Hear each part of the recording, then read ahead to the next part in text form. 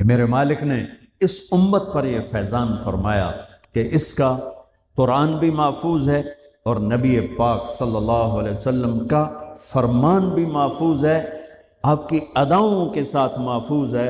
میں ایک آپ کو مثال دیتا ہوں، اگر ہمارے نبی پاک صلی اللہ تعالی علیہ وسلم کے چلنے کا انداز کیا تھا، اگر ہمیں یہ معلوم نہ ہوتا تو کیا فرق تھا؟ کوئی جنت جہنم کا مسئلہ تو نہیں ہے نا، لیکن میں قربان جاؤں ان صحابہ پر اور ان کے شاگردوں پر، ان کے اگلے شاگردوں پر، یہاں تک کہ جنہوں نے میرے نبی کی چال بھی ہم تک پہنچائی۔ میں آپ کو ترجمہ بتا دیں، یمشی تکفیا ویقارب الخطا، آپ تھوڑا کندھے جھکا کے چلتے تھے اور پاؤں چھوٹے رکھتے تھے، کھلا پاؤں نہیں، ایسے نہیں، قریب، پاؤں چھوٹا، کندھے جھکے ہوئے، گردن آگے تھوڑی، اور چال میں تیزی، اتنی تیزی تھی کہ صحابہ کو ساتھ دوڑنا پڑتا تھا۔ آپ عام، چونکہ آپ کے نیچے زمین سکڑتی تھی تو آپ ایسے چلتے تھے اور وہ پیچھے بھاگتے تھے۔ آپ کے دیکھنے کا ہمیں انداز معلوم نہ ہو تو کیا فرق ہے، لیکن میں قربان جاؤں جو کہہ رہے ہیں جل نظرہ الملاحظ، اب یوں دیکھتے تھے، یوں ایسے نہیں دیکھتے تھے حیا کی وجہ سے، بلکہ یوں دیکھتے۔ کبھی کبھی ایسے ہوتا تو پھر ایسی تجلیات اور آنکھوں سے نور نکلتا کہ سارے صحابہ یوں ہو جاتے۔ صرف دو آدمی آپ کو دیکھ سکتے تھے، صرف دو، ایک ابو بکر اور ایک عمر، بس، یضحکان الیہ ویضحک الیہما، دونوں آپ کو دیکھ کے مسکراتے اور آپ ان کو دیکھ کے مسکراتے، باقی کوئی آپ کو آنکھوں میں آنکھیں ڈال کے دیکھ نہیں سکتا تھا، جنہیں آپ کی نظر شرم و حیا ایسے ایسے۔ کوئی آپ کو ادھر سے بلاتا، مفتی حامد صاحب مجھے کہیں مولوی صاحب تو میں اتنا ہی کروں گا، اس تو میرے کول بھی نہیں ہمت، مولانا ارشاد صاحب کہیں جناب مولانا صاحب، اتنی میری طاقت ہے۔ لیکن جب میرے نبی کو دائیں سے کوئی بلاتا تھا یا رسول اللہ، تو اب یوں نہیں کرتے، اب یوں کرتے تھے، پورا مڑتے تھے اس کی طرف، پورا سینہ سے سینہ ملاتے تھے۔ ادھر سے کسی نے کہا یا رسول اللہ، تو اب یوں نہیں کرتے، اب یوں کرتے تھے پورا۔ میں قربان جاؤں، اس موبائل نے کتنی بد اخلاقی پھیلائی ہے، ایک آدمی بات کر رہا وہ موبائل دیکھ رہا، اور خاص طور پر والدین سے کہہ رہا ہوں، اب چھوٹا بچہ آئے اور اسے تم نے توجہ نہ دی، یہ گھروں میں 99.9% بلکہ 100% ہو رہا ہے، فون پہ لگے ہوئے، چھوٹا معصوم بچہ ماں سے بات کر، وہ فون پہ لگی ہوئی، ہاں ہاں بول کیا نا، سن دی پئیاں بھوک نہیں، آپ نے ذبح کر دیا۔ عربی کا لفظ ہے توجہ فرمائیں، یہ لفظ عربی کا توجہ فرمائیں کا مطلب ہے، یہ توجہ کی تا ہٹاؤ تو نیچے سے وجہ نکلتا ہے، وجہ چہرے کو کہتے ہیں۔ توجہ فرمائیں کا مطلب ہے بوتھا شریف میرے ال کر، میری طرف چہرہ کر کے بات کر۔ میرے نبی جب کسی سے بات کرتے تھے، سینہ بھی اس کو دیتے تھے، چہرہ بھی اس کو دیتے تھے۔ جب آپ غمگین ہوتے تھے کیا کرتے تھے؟ اب داڑھی پکڑ کے یوں بیٹھ جاتے تھے، یہاں ٹیک، اس کو نیچے، اور یوں پکڑو، تھوڑی دیر کے بعد سر پہ ہاتھ پھیرتے اور پھر یوں فرماتے۔ یہ میرے نبی کے غم کی نشانی تھی، آپ کسی دکھ میں ہیں، کسی غم میں ہیں، سبحان اللہ۔ جب آپ کسی کو بلاتے تھے تو ایسے نہیں کرتے تھے، ایسے کرتے تھے، پورے ہاتھ کے اشارے سے، ایسے انگلی اٹھانا عیب ہے، یوں کرتے تھے۔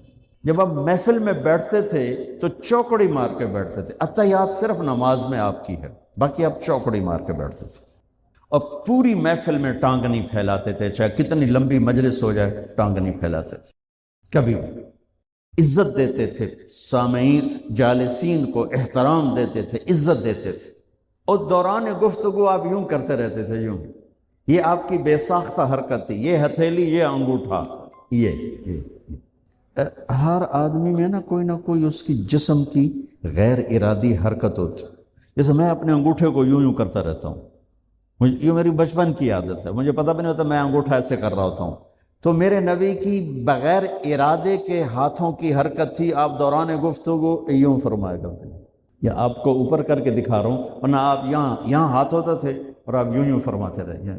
واہ کیا صحابہ تھے، جو ہر شے ہم تک پہنچا، سبحان اللہ۔ جب آپ غصے میں ہوتے تھے تو ہماری طرح کوئی وہ اظہار تو ہوتا نہیں تھا، پھٹ پڑے وہ بھی نہیں ہے، ڈانٹ ڈپٹ وہ بھی نہیں ہے، اس کو برداشت کیا ہے اس کا رد عمل آیا ہے چہرے پر. کیا؟ یہاں ایک رگ تھی جو غصے میں ابھر آتی تھی، وہ ایسے ایسے ایسے ایسے ایسے کرتے، بینہما عرق یدرہ الغضب، تو اسے اندازہ ہوتا تھا غصے میں. کسی پر اظہار ناراضگی ہے تو ہم تو لان تان کرتے ہیں. آپ کیا کرتے تھے؟ ادھر سے ابو ہریرہ آ رہے ہیں، آپ ان پہ ناراض ہیں اور ان کو بتانا بھی چاہتے ہیں، اور یہ ناراضگی ان کی کسی تربیتی پہلو کی وجہ سے ہے.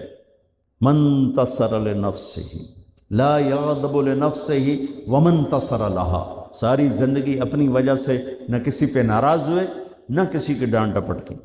تو جب ادھر سے آ رہا ہے نا ابو ہریرہ اور آپ ان کو اظہار ناراضگی فرمانا چاہتے ہیں تو یوں دیکھا اور ساتھ ہی یوں ہو جاتا تھا. بس ادھر سے انس آ رہے ہیں، آپ ان پہ ناراض ہیں، دیکھتے ہی آپ یوں ہو جاتے تھے. بس یہ اتنا تھا میرے نبی کی ناراضگی کا اظہار کہ آپ لگتا ہے ناراض ہے، ناراض. جب آپ خوش ہوتے تھے تو یہ جگہ گلابی ہو جاتی. پہلے بہت خوبصورت رنگ تھا گلابی، لیکن یہ اور زیادہ چمکنے لگتے، اس میں سے نور نکلنے لگتا تھا. اتنی چھوٹی چھوٹی بات. میرے نبی کی کوئی بات چھوٹی نہیں ہے، لیکن جیسے فرض اور ہے، فرض کفایہ اور ہے، واجب اور ہے، سنت موقدہ سنت، یہ ساری ایسے ہی. میرے نبی کا ہر عمل عظیم الشان ہے کہ ہر عمل جنت میں لے جانے کا اور اللہ کی رضا کا ذریعہ ہے. تو چھوٹا تو کوئی نہیں. آپس میں تقابل کے، یعنی یہ میں وہ چیزیں آپ کو بتا رہا ہوں جن کا جنت اور جہنم سے تعلق نہیں، عشق سے تعلق، محبت سے تعلق. ہماری جماعت گئی حافظ آباد، وہاں میں وکلا میں بیان کر رہا تھا. علاقے کے ایک بہت بڑے ذمہ دار آئے ہوئے تھے، کسی کام تو انہوں نے دیکھا تو ساری عدالتیں خالی. تو ان کا کیا ہوا کہ یہ تبلیغ والوں کا عالم آیا ہوا ہے، اس میں سارے چلے گئے. تو اس نے وہ پہلے تو بیٹھا رہا، پھر وہ جو جج کا ریڈر تھا انہوں نے کہا چودھری صاحب ایتھے ویلے بیٹھے ہو اور جا کے گل سن لو. وہ ذرا تبلیغ کو اچھا نہیں سمجھتے تھے، ان کا چلو ویلا بیٹھا سن لو. وہ آگے میں اس وقت اللہ کے نبی کے جانور بتا رہا تھا کہ میرے نبی کی 9 بکریاں تھیں، ان کے نام عجوہ، سقیہ، برکہ، ورثہ، زمزم، اطلار، اطراف، غیثہ، قمرہ. 9 بکریاں، 10واں بکرا یم، اور اس میں قمرہ آپ کی زندگی میں مر گئی.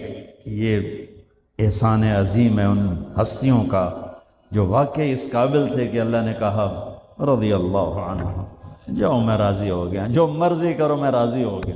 سبحان اللہ، واہ.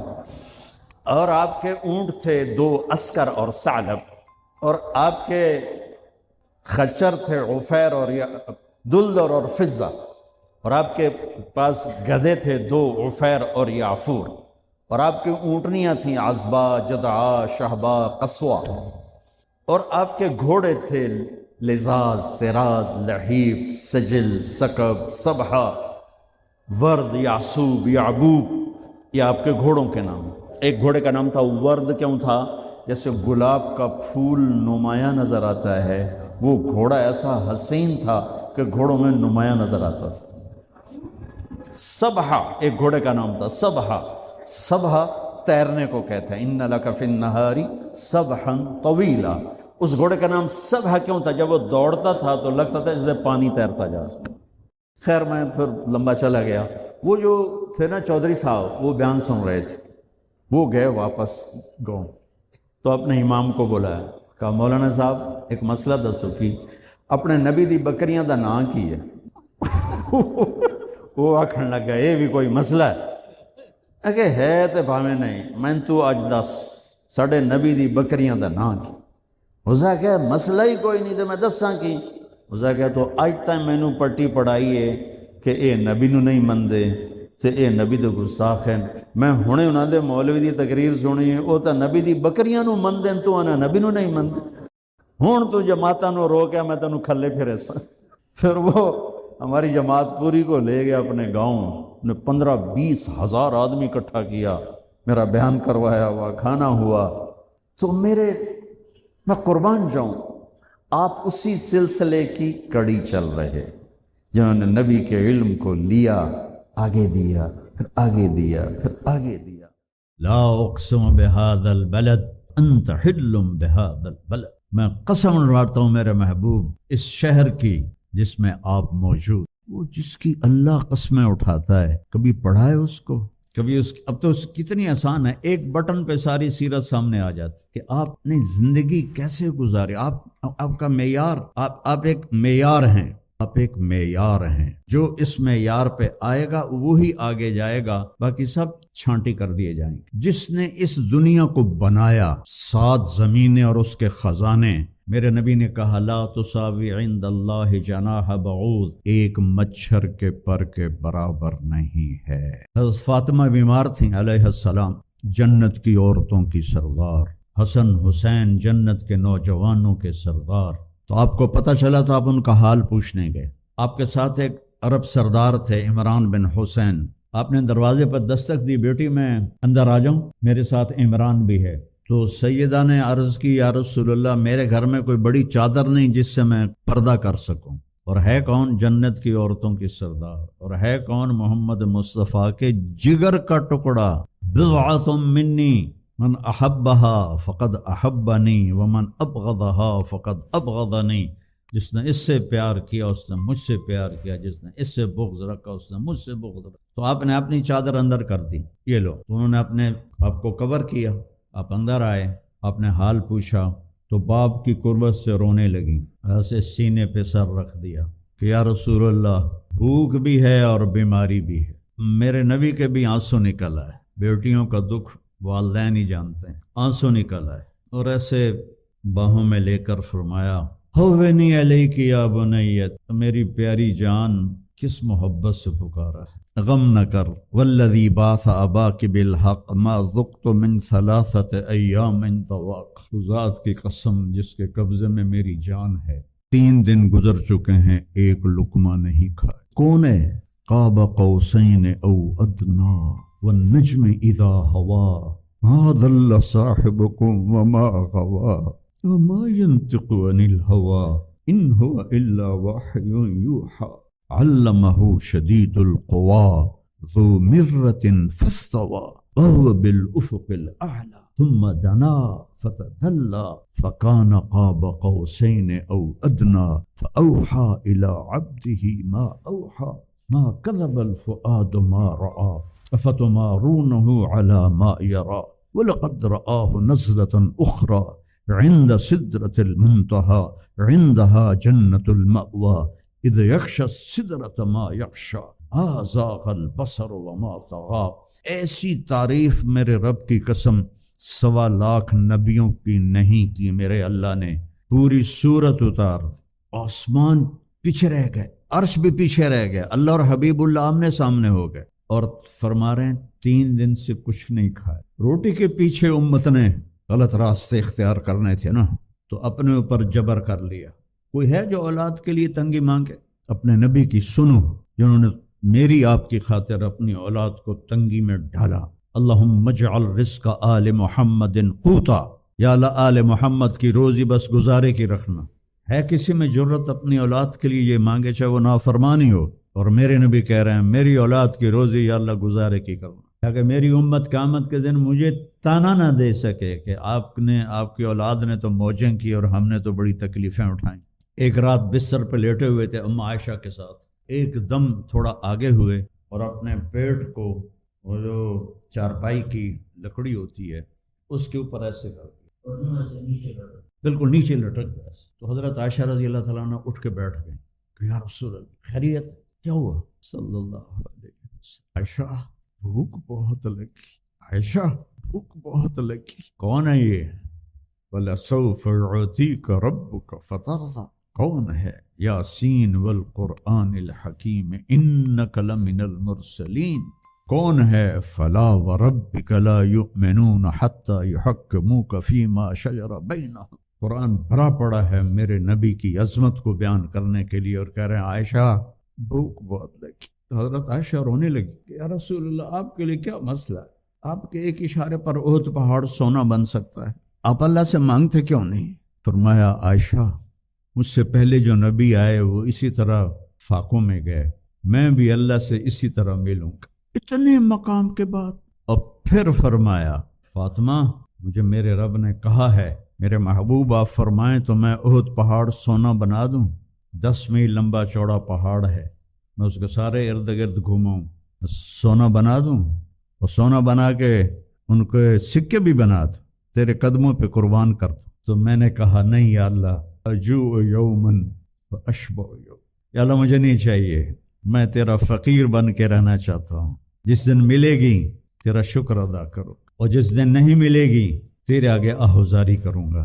اسی حال میں اللہ سے ملنا چاہتا ہوں۔ اور پھر فرمایا میری بیٹی فاطمہ، کیا تجھے یہ عزت کافی نہیں ہے کہ تو جنت کی عورتوں کی سردار ہے؟ یہ سرداری ملی تھی پراٹھے کھا کے نہیں، انیاں کھا کے نہیں۔ فلا وربک لا یؤمنون حتی یحکموک فیما شجر بینہم، میرے محبوب بتا دے پوری دنیا کے انسانوں۔ آج میرے سامنے کالج کے بچے بچیاں پروفیسر بیٹھے ہوئے ہیں، ڈاکٹر لیڈی ڈاکٹر، اور اس سے پتہ نہیں آواز آگے کیمرے سے کہاں تک جائے گی۔ اللہ کہہ رہا بتا دو ان سب کو کہ جب تک تیری غلامی کا دم نہیں بھریں گے میں ان کی شکل بھی نہیں دیکھوں گا، یہ مجھے قبول نہیں ہے۔ قرآن کی سب سے عظیم آیت جس کو آیت الکرسی کہتے ہیں، یہ قرآن کی اعظم آیت فی القرآن ہے۔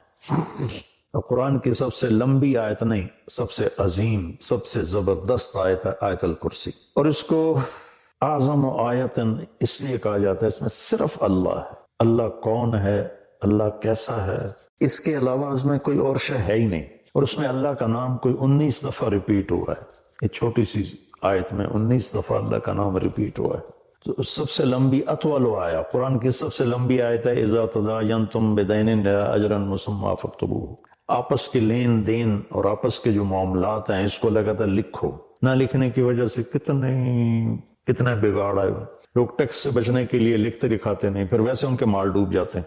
اور ہمارے فیصل آباد کی سوتر منڈی میں روز کوئی پارٹی بیٹھی ہوتی ہے کہ لکھت پڑھت کوئی نہیں، صرف پرچیاں چلتی ہیں، تو اس پر پھر کسی کی نیت خراب ہو جاتی ہے تو لے کے بیٹھ جاتا ہے، کہتا میرے پاس ہے کوئی نہیں، بھاگ جاتے ہیں۔ تو اس کو اللہ نے اتنے اہتمام سے بیان کیا کہ اتنی لمبی کوئی آیت نہیں پورے قرآن کہ معاملات جو لین دین، تجارت، قرضہ، آپس کے جو یہ اکانومی کے معاملات ہیں، ان کو اللہ کہتا ہے لکھو، تاکہ اگر کوئی انکاری ہو تو اس کو پیش کرو، بھائی تیرے اپنے ہاتھ کا لکھا ہوا ہے۔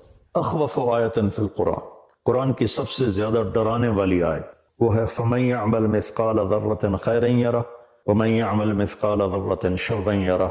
ایک رائی کے برابر اچھا کرو گے تو صلہ پاؤ گے، ایک رائی کے برابر برائی کرو گے تو صلہ پاؤ گے۔ یہ قرآن کی سب سے خوفناک ڈرانے والی آیت، اور اس کے بالمقابل ارجا آیت فی القرآن، قرآن کی سب سے زیادہ امید دلانے والی آیت یا عبادی الذین اسرفوا علی انفسہم لا تقنطوا من رحمت اللہ ان اللہ یغفر الذنوب جميعا۔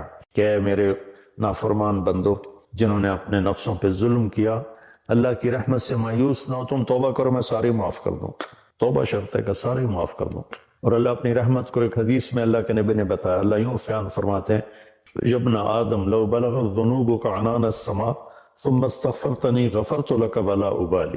میرے بندے اگر تو اتنے گناہ کر کے زمین سے اٹھا کے آسمان کی چھت کو لگا دے، پھر صرف ایک دفعہ کہہ دے یا اللہ میری توبہ تو میں ساری معاف کر دوں گا، ولا ابالی، اور مجھے کوئی پرواہ نہیں ہو۔ اور یہ قرآن کی سب سے امید والی آیت ہے، اور قرآن کی سب سے زیادہ عدل والی آیت، اور قرآن کی سب سے زیادہ اعتدال والی آیت ان اللہ یأمر بالعدل والاحسان وایتاء ذی القربى وینہی عن الفحشاء والمنکر والبغی یعظکم لعلکم تذکرون۔ اللہ تمہیں حکم کرتا ہے عدل کرو، رشتہ داروں کو خاص طور پہ ترجیح دو، اور ان کے ساتھ اچھا سلوک کرو، ان کو دو، اللہ نے تمہیں دیا تم کو دو، اور احسان کرو۔ اور اللہ تعالیٰ تمہیں روکتا ہے کہ برائی سے بچو، بے حیائی سے بچو، گناہوں سے بچو، اور بغاوت سے بچو، ان سے اللہ روکتا ہے۔ اور دوزخ والوں کے لیے سب سے زیادہ سخت آیت ہے فَذُوقُوا فَلَن نَزِيدَكُمْ إِلَّا عَذَابًا، کہ یہ عذاب چکھو، یہ ہمیشہ بڑھتا رہے گا، کبھی کم نہیں ہوگا۔ اور جنت والوں کے لیے سب سے اعلیٰ درجے کی آیت ہے لَهُم مَّا يَشَاءُونَ فِيهَا وَلَدَيْنَا مَزِيدٌ، کہ تمہیں جنت میں سب کچھ دیں گے، سب کچھ جو تم چاہو گے تمہیں ملے گا، جب تمہاری چاہتیں ختم ہو جائیں گی تو اللہ اپنی چاہت کا تمہیں عطا کرے گا، وَلَدَيْنَا مَزِيدٌ۔ تو آیت الکرسی سب سے عظیم آیت ہے قرآن کی، اس میں 9 جملے ہیں۔ اللہ لا الہ الا هو الحی القیوم لا تأخذہ سنۃ ولا نوم لہ ما فی السماوات وما فی الارض من ذا الذي يشفع عنده إلا بإذنه يعلم ما بين أيديهم وما خلفهم ولا يحيطون بشيء من علمه إلا بما شاء وسع كرسيه السماوات والأرض ولا يؤوده حفظهما وهو العلي العظيم. 9 جملے ہیں. يعلم ما بين أيديهم وما خلفهم، یہ درمیان کا جملہ ہے کہ وہ سب کچھ جانتا ہے، آگے بھی پیچھے بھی، کائنات کے کوئی چیز اس سے چھپی ہوئی نہیں. 4 جملے اس سے پہلے ہیں، 4 اس کے بعد ہیں. ان کو اللہ نے جس خوبصورتی سے آپس میں جوڑا ہے وہ میں بعد میں بتاتا ہوں. پہلے صرف اس کا ترجمہ کہ اللہ لا الہ الا ہو، اللہ ایک ذات ہے جس جیسا کوئی نہیں، جس جیسا کوئی نہیں. یہ ایک دعویٰ ہے. اس دعوے کی دلیل کیا ہے؟ الحی القیوم، ہمیشہ زندہ ہے، ہمیشہ قائم ہے. لا تاخذہ سنۃ ولا نوم، نہ اونگتا ہے اور نہ سوتا ہے. لہ ما فی السماوات وما فی الارض، زمین آسمان میں سب کچھ اس کا ہے. چوتھا، یہ ابھی اللہ کے دلیلیں دے رہا ہے کہ میں ایک اکیلا اللہ کیوں ہوں، کہ میں ہمیشہ زندہ ہوں، ہمیشہ قائم. کوئی اور ہے؟ مجھے نہ نیند آتی نہ اونگ آتی، کوئی اور ہے؟ زمین آسمان میں میری چلتی ہے، کوئی اور ہے؟ سورج کو ہم نکالتے ہیں یا چاند کو ہم گھٹاتے اور بڑھاتے ہیں. من ذا الذی یشفع عندہ الا بإذنہ، کسی میں طاقت ہے کہ اس کے سامنے اس کی اجازت کے بغیر کوئی بول سکے. یعلم ما بین ایدیہم وما خلفہم، آگے بھی جانتا ہے پیچھے بھی جانتا ہے. ولا یحیطون بشیء من علمہ الا بما شاء، اس کے علم میں سے اتنا ہی ملتا ہے جتنا اللہ دیتا ہے، باقی انسان جاہل رہتا ہے. ولا یؤودہ حفظہما، اس کو زمین آسمان کا نظام چلانا تھکاتا نہیں. وہو العلی العظیم، وہ بلندیوں والا ہے، وہ عظمتوں والا ہے. یہ 9 دلیلیں اللہ نے دی ہیں کہ میں ایک اکیلا اللہ ہوں اور میرے سوا کوئی معبود نہیں. اب اس میں اللہ کتنی دفعہ آیا ہے؟ اللہ لا الہ الا ہو، یہ ہو ضمیر اللہ کی طرف جاتے، اللہ کی طرف اشارہ کرتے، وہ، یہ 2 ہو گیا. الحی القیوم، وہ زندہ ہے، وہ قائم ہے، یہ 4 دفعہ. حی کے اندر ضمیر ہے، وہ 5 دفعہ. القیوم کے اندر ضمیر ہے، وہ 6 دفعہ ہو گیا. لا تاخذہ، یہاں ہو ضمیر ہے اللہ کی طرف، یہ 6 ہو گیا. لہو ما فی السماوات وما فی الارض، لہو میں سب کچھ اس کا، یہ 7 ہو گیا. من ذا الذی یشفع عندہ، یا ہو پھر 8. الا باذنہ، یہ ہی 9. ولا یحیطون بشیء من علمہ 10. الا بما شاء، شاء کے اندر ضمیر ہے 11. وسع کرسیہ، پھر یہ 12. السماوات والارض ولا یؤودہ، یہ پھر ضمیر ہے 13. حفظہما، حفظ کے اندر ضمیر ہے، یہ 13. وہو العلی، وہو یہ ہو گیا 14. اور العلیش 15. العظیم 16. اور ان کے اندر ایک بیچ میں سے چھوٹ گیا، حفظ کے اندر ضمیر ہے، حفظ کے اندر ضمیر ہے. 17 دفعہ اللہ کا نام اس میں گھومتا ہے، 17 دفعہ.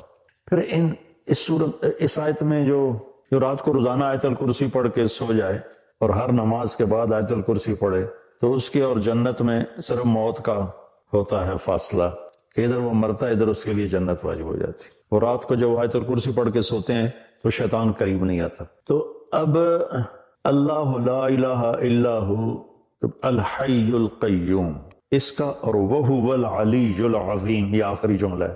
ان دونوں کا آپس میں جوڑ ہے. وہ حی قیوم بھی ہے، علی عظیم بھی ہے، بلند و بالا تر، عظمت والا، کیونکہ وہ حی قیوم ہے. وہ حی قیوم ہے کیونکہ وہ بلند و بالا تر اور عظمت والا ہے. یہ پہلا جملہ اور آخری جملہ آپس میں جڑتے ہیں.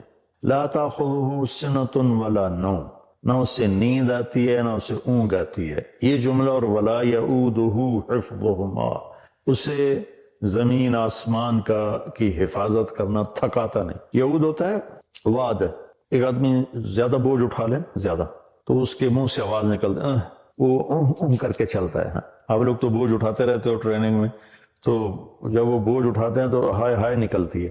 اس کو عربی میں واد کہتے ہیں. تو اللہ تعالیٰ فرماتا ہے کہ تیرے رب کی تو وہ آواز بھی نہیں نکلتی کہ تھک گیا ہوں، ہائے ہائے تھک گیا ہوں. تو یہ جملہ ولا یعودہ حفظہما لا تاخذہ سنۃ ولا نوم، یہ آپس میں ان کا بہت خوبصورت جوڑ ہے. ادھر بھی اس کی شہنشاہی، قوت اور طاقت کا بیان ہے کہ نیند ہی نہیں آتی، اونگ. جنت میں بھی اللہ ایسا کر دے گا اپنے بندوں کو، نیند نہیں آئے گی، اونگ بھی نہیں آئے، آنکھ بھی بند نہیں ہوگی.